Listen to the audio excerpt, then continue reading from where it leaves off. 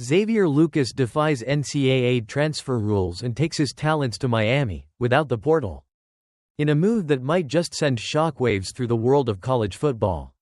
Former Wisconsin defensive back Xavier Lucas is transferring to the University of Miami, and get this, he's doing it without entering the infamous NCAA transfer portal.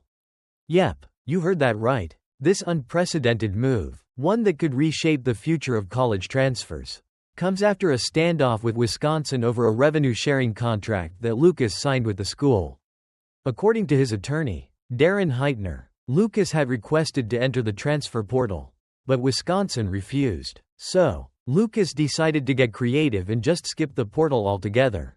Boom, mic drop. So how is this even possible, you ask? Well, Lucas, a freshman who played in 11 games for the Badgers last season, withdrew from his classes at Wisconsin and, in a totally legal, but very untraditional, maneuver, enrolled academically at Miami. He didn't formally sign anything with Miami, which lets him sidestep any NCAA transfer rules.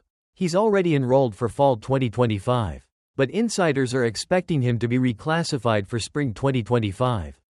And just like that, Lucas is living the transfer dream, without all the usual bureaucratic headaches. But this isn't just a story about a player making a move, it's about big questions and potential rule-breaking. Wisconsin had previously signed Lucas to a 2-year revenue share agreement, which basically means the school has certain marketing rights to Lucas's name, image, and likeness, nil. This contract is part of a Big Ten issued template, and it prohibits Lucas from using his nil with any other school unless the contract is broken, which could result in some serious legal drama. You might be wondering, wait, what's the big deal with the transfer portal anyway? Well, here's the kicker. The NCAA requires players to enter the portal before transferring, which allows other schools to reach out and recruit them. But because Wisconsin refused to submit Lucas's name to the portal, he was left in what his attorney calls transfer purgatory, stuck in limbo, unable to talk to other schools due to NCAA tampering rules. But guess what? The NCAA says there's nothing stopping a player from unenrolling, enrolling at a new school, and immediately playing. So, Lucas has basically found a loophole that no one saw coming. Now, let's talk about the revenue share agreement for a sec. This is where things get even spicier. These contracts are part of a recent NCAA settlement in the House antitrust case, allowing schools to share millions in revenue with athletes, pending approval.